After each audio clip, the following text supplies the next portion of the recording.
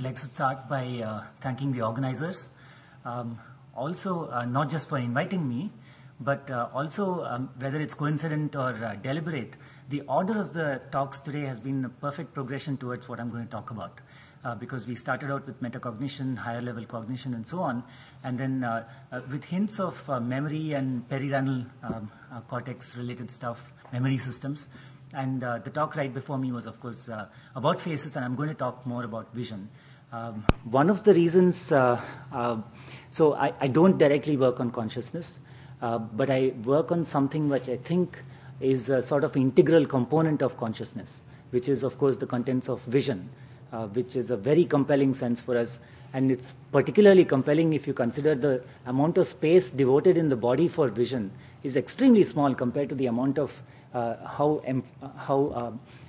important we find vision for our perception and eventually consciousness. So I'm an engineer by background, so I'm going to start off by asking a completely different question that's motivated a lot of AI researchers, artificial intelligence researchers, to think about thinking. So one of the very that's why I titled my talk as "Can computers pass the Turing test for vision?"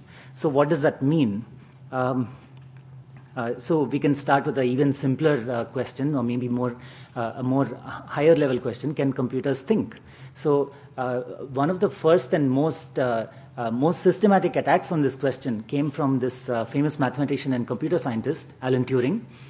He said, rather than considering I propose to consider the question, can machines think? And he said, these are his words, they should begin with the definition on the meanings of the terms machine and think. He then, of course, proceeded through his work to define what a machine must be, a generic kind of machine, which is in fact called the Turing machine this day.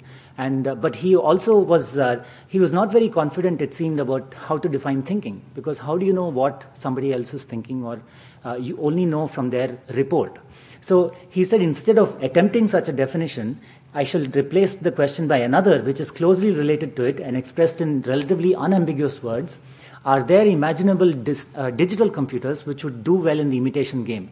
In other words, if a computer can imitate a human, then it is said to have passed the Turing test. Okay? So computers whose responses cannot be distinguished from that of a human.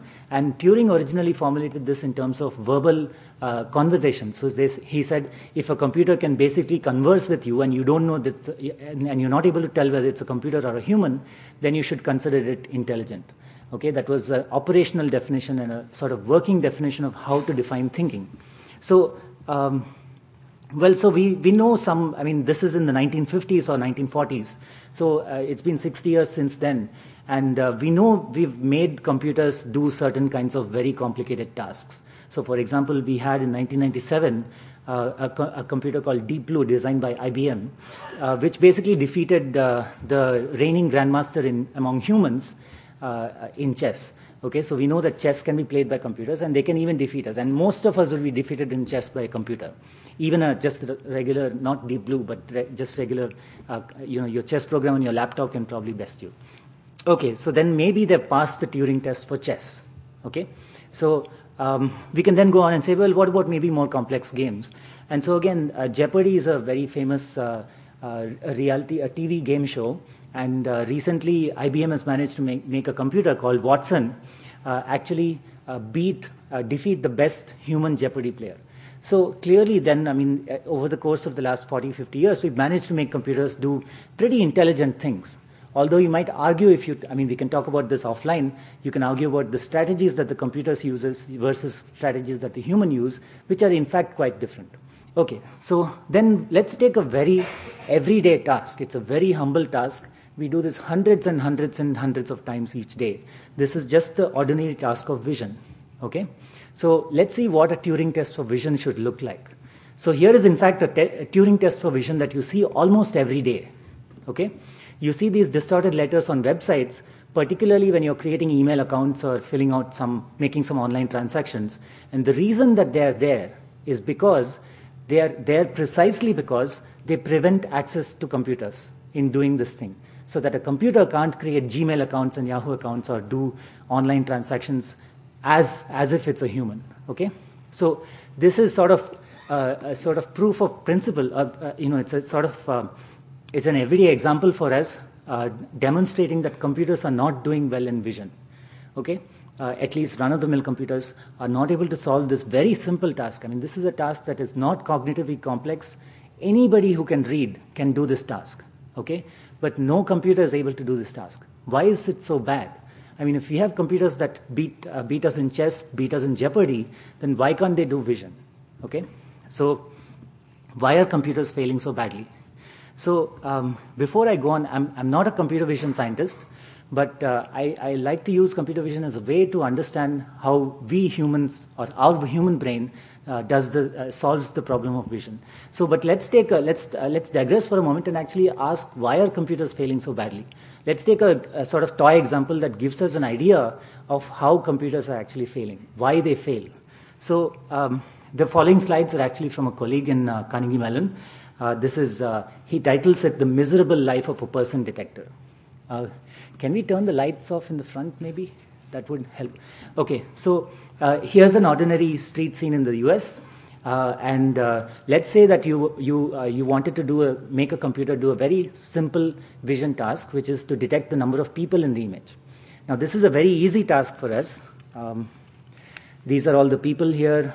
And it's very easy for a person. In fact, you don't need to measure the human performance on this task because it's going to be 100%. Okay? Now, let's see what a computer would do. Let's start out by trying to think of what you would make a computer do in order to do this task. So the very simple answer is, let's take a window in the image. It's about the size of this way. And then you start moving this window all across the image. And then you simply find the regions in the image which match the general shape and size of a person. It's the most obvious thing you would do if you wanted to solve this task using a computer. Okay? So let's see what you actually get as a result of this. So first of all, notice there's a huge difference between what you see, which is this, and what the computer sees, which is not the entire scene, but a collection of windows of this kind. Okay? There's a huge difference. Immediately, the computer has made its life harder. Okay, so let's see what the computer actually does. I mean, I can't think of a better way than to just start with this. So let's see what the computer actually does. So on this image, the computer has a couple of true detections. So what that means is that the content of this window matches the general shape and size of a person. Okay, these are true detections. And it's kind of reassuring that, okay, the computer can do something after all.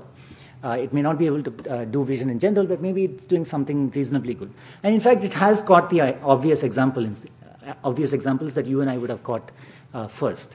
So what about the other areas in the image? The computer also misses a couple of people, and you can see why, because the general shape and outline of these people are kind of fuzzy, it's not very clear. Maybe if there's a person sitting, it wouldn't catch it because you're looking for a template which is for standing person and so on. Okay, but more importantly, the same template matching algorithm will make a couple of false detections which are really mind-boggling for a human. Because it looks at the lamppost and it says, well, the lamppost is a general shape and size of a person, and therefore it is a person. Okay? Now you can still say, well, if you're an optimist, well, the glass is still half full because it's catching a good number of people. Maybe it's even going to get 90% correct. Okay, so let's go on and see what the general kind of pattern of performance is you would get with a computer algorithm. So let's say you have hundreds of categories. Just as an estimate of the number of categories that you have, you can go to the dictionary and look at the number of nouns or names for objects. And we have 30,000 nouns. Okay, so we actually, in a general object, in a general visual scene, you may potentially be able to detect almost up to, not all in the same scene, but over the course of many images, you have lots of different categories. So if you, let's say, as a ballpark estimate, maybe you have 1,000 categories, and you have a detector for every category. Okay. Now let's take a good level of performance, which is 90%. In fact, many computer vision algorithms for different categories don't even reach 90%, but let's take 90% as a good guideline. It's pretty good. It's a good mark that you would get on an exam. But then if you look at 1,000 categories, and you have an error rate of 10%, what you actually get per image if you have 1,000 different category detectors is actually 100 false alarms per image or 100 errors per image. And this is exactly why computer vision is actually not working today. The reason is that you have detectors which are pretty good, but they need to be really a whole lot better in order for us to have low number of errors in terms of recognizing the objects in a scene. Okay? So let's go to the other side of the coin. How does our brain do vision? And I'm going to start with a very simple example. What I'm going to do is to show you a series of images. These are going to be images of natural objects. All I want you to do is to count the number of animals. Okay, very simple task. So here we go.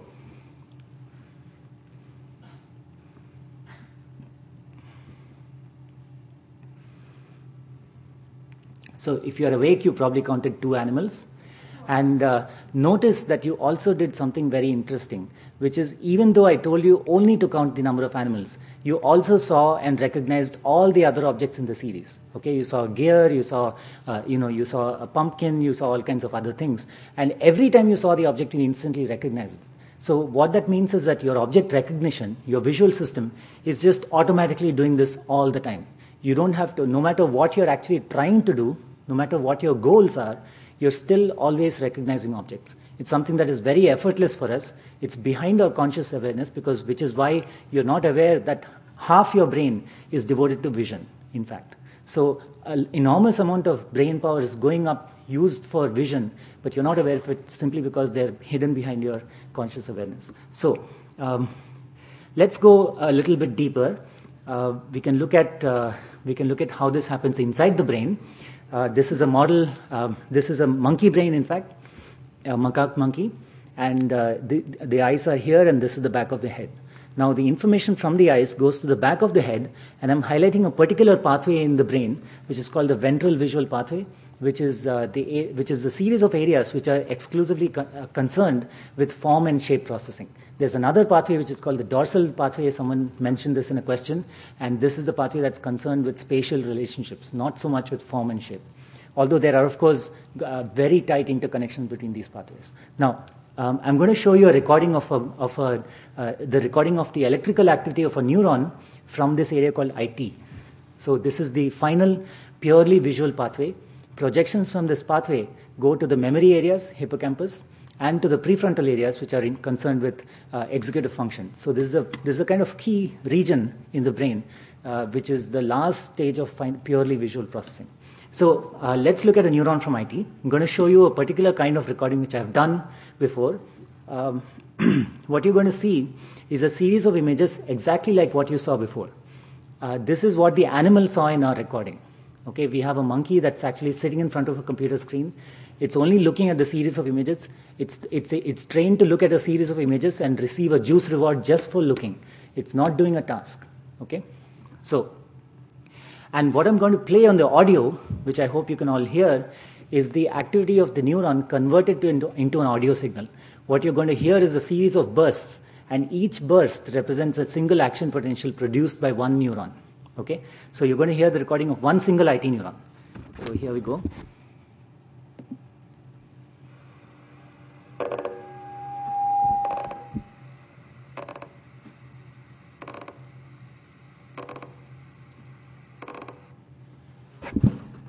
Okay, so I think it's very clear what this neuron is doing. It's only responding to the animals, but to nothing else.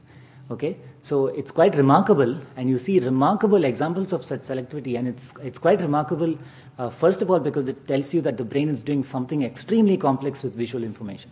The second reason why it's remarkable is because this is not present in the eyes.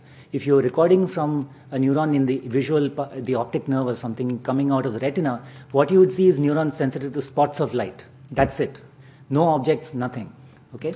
So clearly, if you wanted to count the number of animals I showed you earlier, all you had to do was to listen to the activity of the single IT neuron.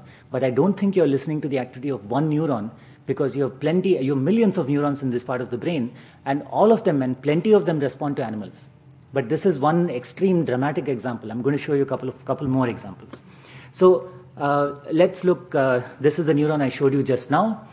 Each row here is, each red tick on this plot is the response of the neuron on a given trial. And you do this many, many times, and you get this series of action potentials on each trial. Each time you flash the image, and then you flash this many, many times, and you get this histogram. This represents the activity. So here's the activity of another IT neuron. So you can see this neuron. quite surprisingly responds to the deer and to the chair. So again, you see extremely random or seemingly random patterns of activity, but we know that this area is very critical for object recognition and awareness. So there's something behind these patterns of activity. There is some principle that makes this pattern of activity this way, which enables us to do object recognition.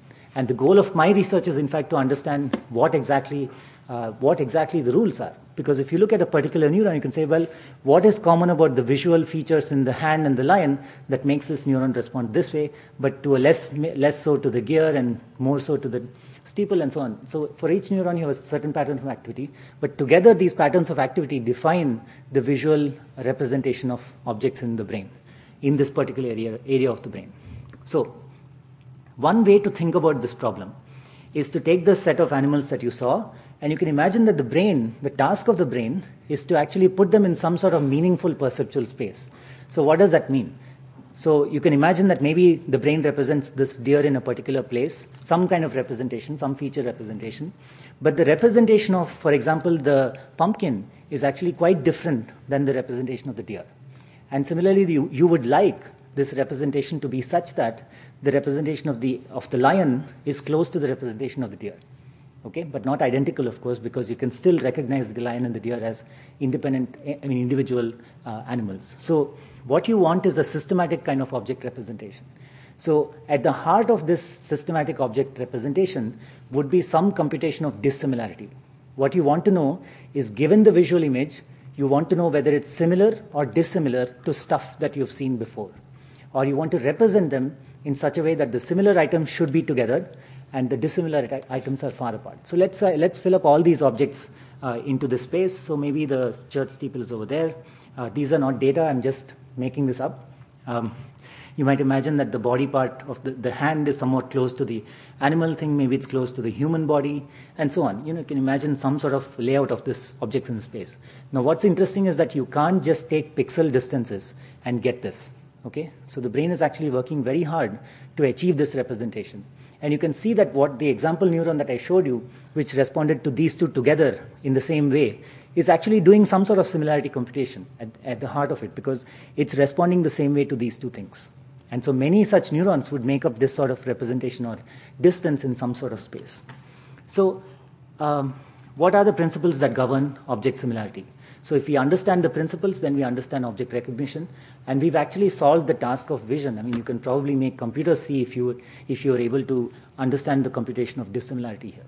So I'm going to show you one particular way of measuring dissimilarity. Now, the way of measuring dissimilarity is motivated by the fact that if I ask you simply, if I just simply ask people, are these two different or the same? There's a sense in which these two are different, and so on, but you want to know how different they are. And you can, of course, ask people to sort of rate them on a scale of similarity, but they might be using all kinds of verbal reasoning. They may say that, well, this is an animal not found in India, so therefore it's very dissimilar, and so on. So we wanted to get some sort of very purely visual measure of similarity. So how do we do that? We use a technique that's actually used by animals in the wild. It's the principle of camouflage. So just to give you an example, there's a lizard hidden in this image. Raise your hand if you can find it. Oh, good number of people. Your visual system is great. So the lizard is actually here. Okay? The reason why this is working is because the lizard has actually made itself hard to find by making its body similar to the surroundings. The lizard is there. Okay? So this is the principle of camouflage. But what that means is that if you wanted to find these objects, these potential animals in this complex surroundings, the reason they make themselves, the way they make themselves hidden is to make themselves similar to the surroundings. So you can imagine that the ease with which you can find something in the surroundings is a measure of similarity.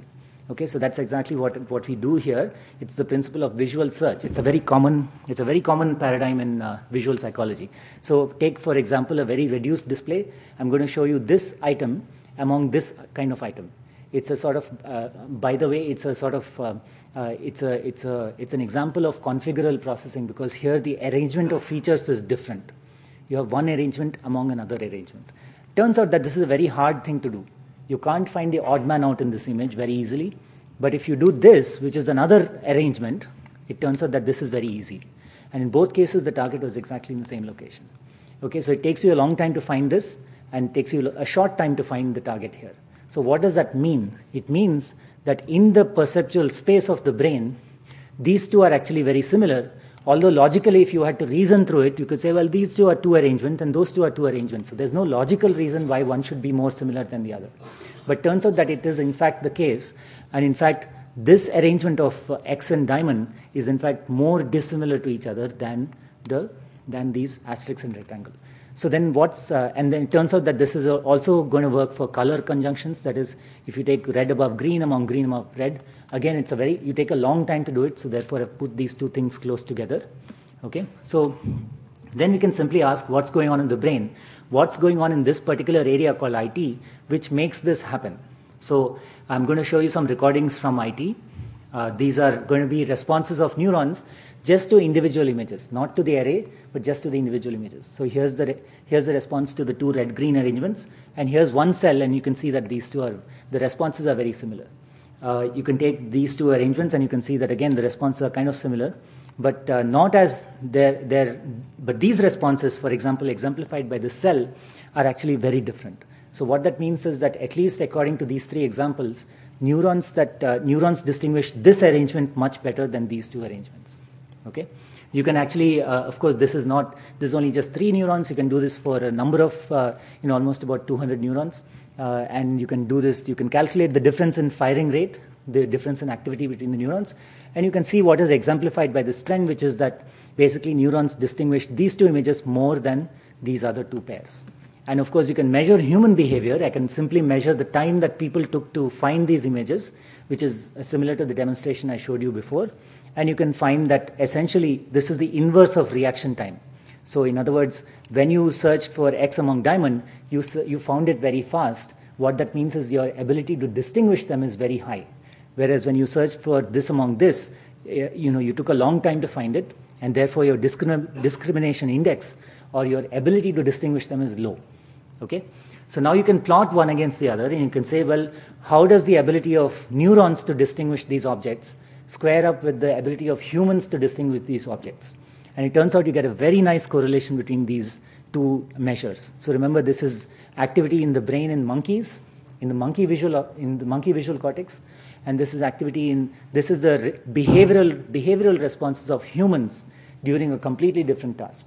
And it's kind of amazing how tightly correlated they are, indicating that probably the way we do visual search is based on neuronal representation of the kind that we've seen in monkey ITs, which I've been showing you in monkey IT.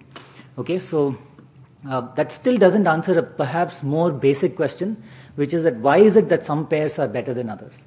Why is it that you distinguish the asterisk rectangle a little less than you distinguish the X and diamond pairs? And so we tested a number of different possibilities. This is simply looking at, can we take the image content, that is, can I take these two images and predict using some sort of computational quantitative model how well you can distinguish these images, or how well the monkey brain can distinguish between these images. So it turns out that there's a particular kind of possibility, which is based on the idea that the brain actually cares about the coarse structure of an image.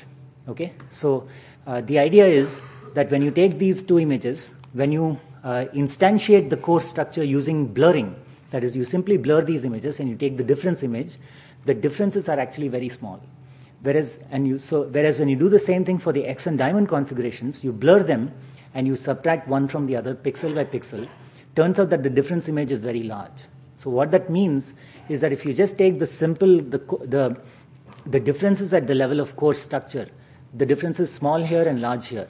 And remember, this is exactly what we see in the data as well, which is that your ability to distinguish these two arrangements is small and these two arrangements is large. So if you plot one against the other, you get a very nice correlation. I'm not showing you that here, but I'm just showing you the cartoon version, which is saying that the reason why these two are close together in perceptual space is because when you blur them, they overlap a lot.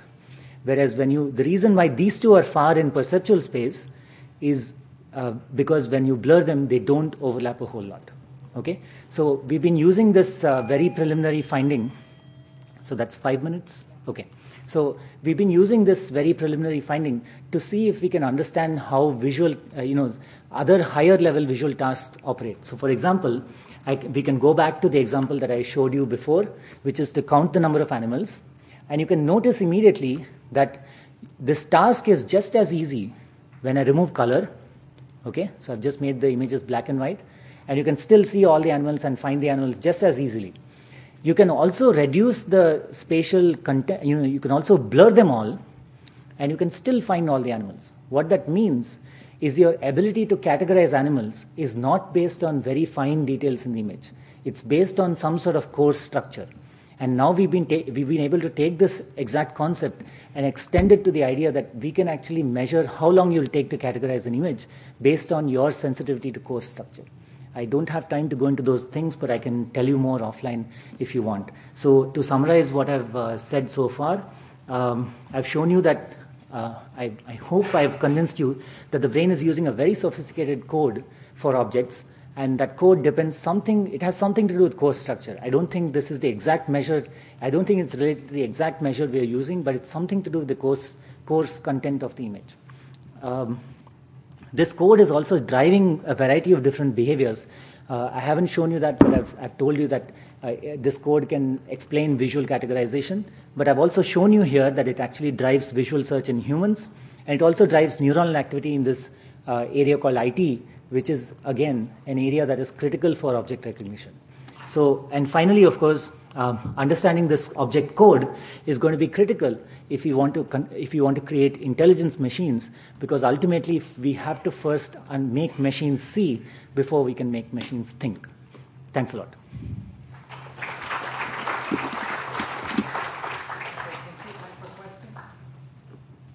Comment and ask you a simple question. There is a severe mental disorder that you might have heard of called agnosia, which results in the patient not being able to recognize an object. Even an ordinary object like a cup, you would not be able to recognize neither its name nor its function. Now, 300 years ago, Immanuel Kant used the word Ding in sich, meaning property of an object in itself. And an object in itself becomes an object in itself in agnosia. That is, it has retrieved its density, if you like, its mystery once again. Now, when we recognize an object, we do two things. One is we give it a noun, name, and we give it an adjective, a category. It turns out, this is what I tried to say yesterday, I didn't have time, that this is why you need a non-Hermitian mental space where these two different things could be recorded by the human brain at the same time. Now, we know for babies, even when they are 3 months old, they know very well the categories, almost a Platonic imprint in the brain. They know the difference between an aeroplane and a bird, for example. Names they don't know yet. They will learn later on. So my question is this, that while you are showing us the IT representation where this and that object can be recognized, will you be able to, or did you look for some parts of brain where this category or the adjective component of the same object is also recorded, without which this object would have lost all its flavor, if you like? Do you look somewhere else at the same time, or you're uniquely looking at IT? Because it's like a half of the story. I'll respond to this in two ways. One, in humans, there are visual representations and verbal representations, and both of these are extremely complex. And normally in a given particular task, you may access a visual representation, a verbal representation, or both. And so it's very difficult to parse out exactly what's happening. One of the reasons why we use this visual search kind of paradigm is to access purely visual representations of these objects, because you don't tell people what the target is, you just ask them to find the odd man out. Now, the second part of the answer is, when you, of course, these are monkey recordings, some of these, because so you can't ask a monkey anything about verbal representations, but you can find that the representation of animals is somewhat, even though they've never been trained to distinguish animals from non-animals, or even for that matter, you can take inanimate objects which are completely abstract shapes. And you can still record the visual representations of those objects in monkey brain, and you will find a kind of categorical representation, which is, in other words, these objects are placed in perceptual or neuronal representations according to their perceived similarity. And it's this notion of perceived similarity, or these computation of similarity, that allow us to form categories easily or hard. The ease with which you can form a category probably depends on the distinguishability of those two category representations to start with. So those are my thoughts. But of course, if you want to look at verbal and visual representations, I think the story is very complex. For example, there are results where if you try visual tasks which don't have any verbal component, the results are quite different from when you have visual tasks that do have a verbal component. Yeah. May I just differ slightly by simply saying and ending, my question would end with that what we really must recognize in this conference, and when you do things like this, you must remember, I'm not giving a lecture, I'm reminding you, we all do it, that we have built in brain a whole set of representations which are pre-visual, pre-verbal, pre-lexical. And these are the things that you are almost born with, on which things will be grafted afterwards, and you will recognize things afterwards, because you have these almost built-in categories in your system. And if we don't understand it, you will not solve the mental problems either. Yeah, of course, to prove that you have some pre-visual, pre-verbal representations is going to be hard, because you have to rule out the visual and verbal first, which are in fact not understood. So I think the burden of proof of non-visual, non-verbal representations is different. Yeah. Okay, there is a question. Yes, I have just two comments of a very related nature. I really congratulate you on that. A very stimulating presentation. You mentioned the Deep Blue and the chess-playing computer, but you realized that Roger Penrose formulated a particular problem which computers always fail. And the reason they fail it is because they are not aware of not only the situation, but of that human awareness of being in the situation, being observant of the situation, so that they can actually bring a holistic, different dimension of reason to bear on it. Okay? Now, in your other case, in your particular example, you gave the beautiful pictures of the computer letters which are shown to us when we fail a particular password test, and they then say on Facebook, please look at this image. Right. And we have to put the letters in. Now, the reason we can do it is due to a particular psychological ability which is called field independence.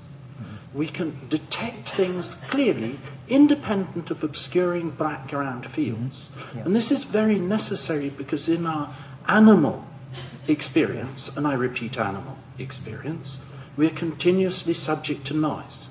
External noise, internal noise, and every recognition we have to make has always been throughout animal history subject to noise. So field independence is extraordinarily important.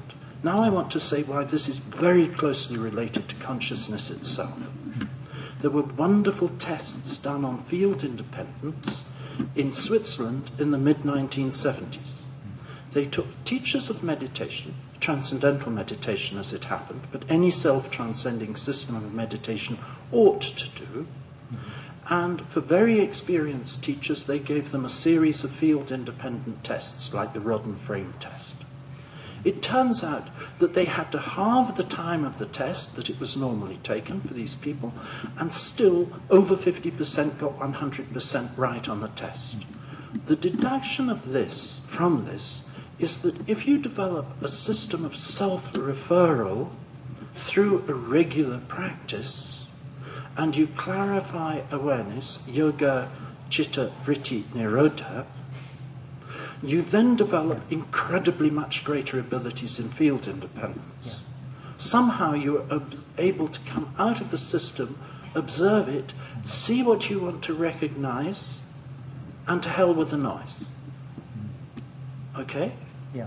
Now, I therefore consider field independence as a very key ability of consciousness itself. Someone yesterday said that noise in perception is everywhere, and it's very important to be able to deal with noise. I just put these things as comments to you. Thank you. I guess my response to that is it brings up there's an issue that neuroscientists study in this context, which is the mechanisms of attention. And it's known that when you make, I mean, this is true of animals as well, when you make animals perform an attentionally demanding task, their performance on generally, I mean, I can imagine how the meditation studies come to that conclusion, because essentially the process is of training attention to become stronger or more focused. But we see that kind of effect in tasks, and it's hard to separate attention from awareness, so to speak. And it's been a constant debate, at least in the visual field, whether you can do certain things without awareness. It's sort of like it's a bit like the small sets versus large sets stuff that Robert was talking about. So I think there are cases where you can do things effortlessly, and the other visual tasks that you can do with a lot of effort. And so it's not very. I'm not sure how. My feeling is that attention plays a big role in this thing. The visual pathway you showed for the monkeys right. is a subliminal processing pathway. If you use implicit cognition tests, you ought to be able to answer that question. That's right. Yeah. Thank you. My question may be related to the first question asked just now, and I'm not totally sure whether it's related to vision, but I think it may be. So, if instead of the picture representations that you are given on a subject, if we give words that, like instead of the lion picture, we write lion in bolds, and similarly, and we show it to a subject, then do you think that the nerve actions will be similar? I mean, this is impossible to map in a monkey's brain if the monkey is not reading and writing, but... Actually, it is possible.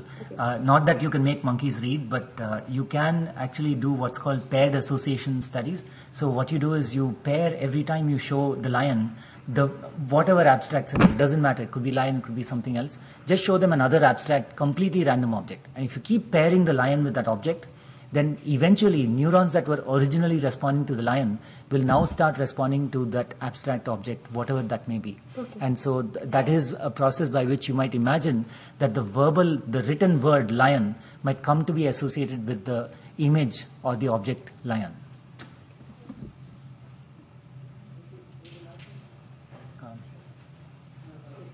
First of all, one small comment. Actually, these problems, I mean, there are actually various categories of hardness, level of how hard a problem is, computational complexity classes like NP complete, NP hard, etc.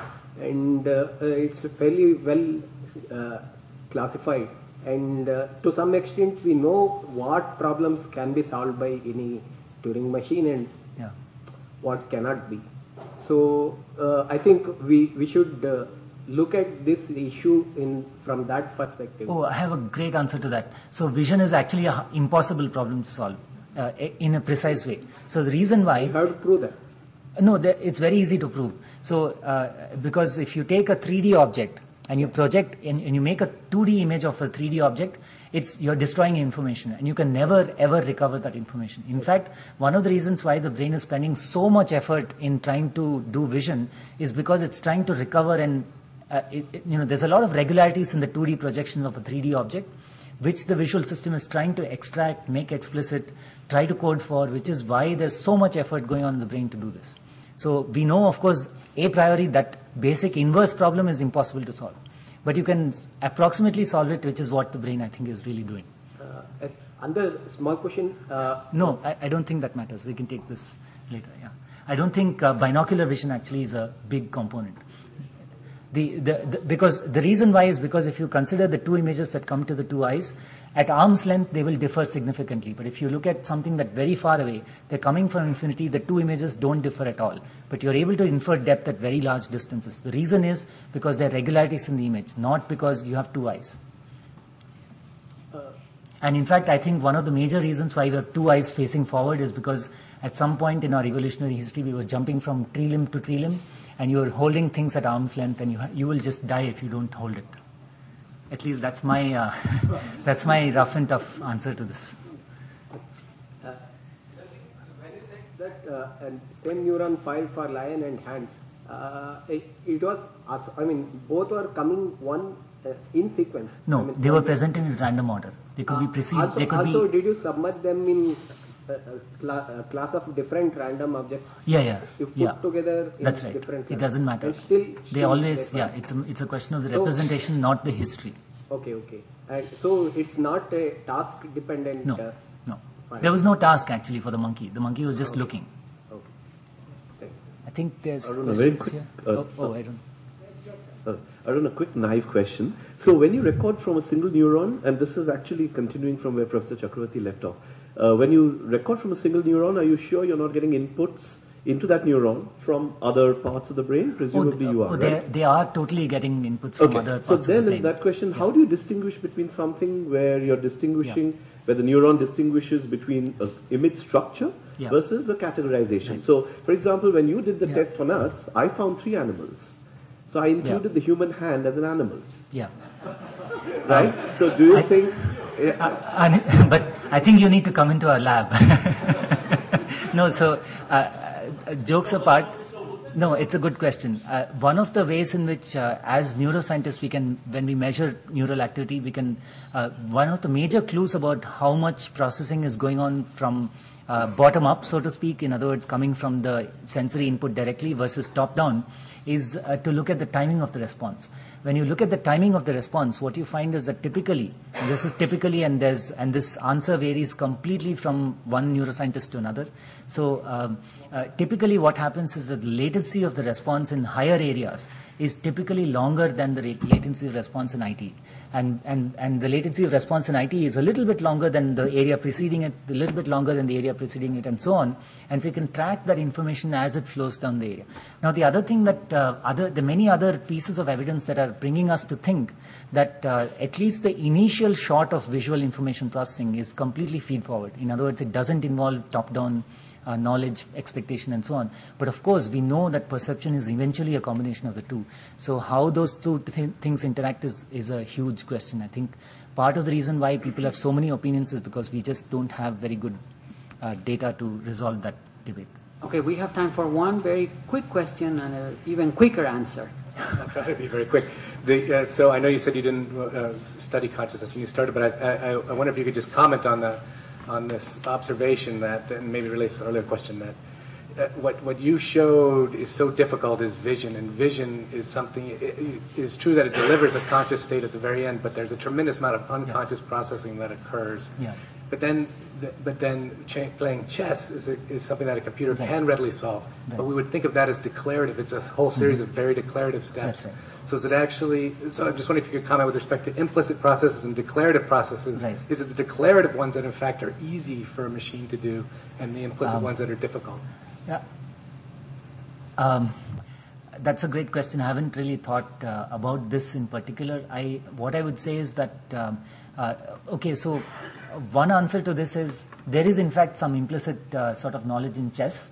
The reason we know this is because if you take professional chess players and you showed them chessboard configurations, they're much better at resolving these configurations, as judging these configurations or distinguishing between them than our novices at this thing. So all you do is to show them chessboard configurations. Of course, for a novice, a random chessboard configuration or chess piece configuration is going to mean just the same thing as a specific kind of, So there's a lot of implicit procedural memory, I think, involved in chess, which chess grandmasters are using, which is one of the reasons why the ability of the grandmasters, the way in which the grandmaster plays chess is completely different from Deep Blue. In fact, as a side sorry, note... we have to cut here. But okay, no problem. Thank you we can very take much. this offline. Thank you. Thanks.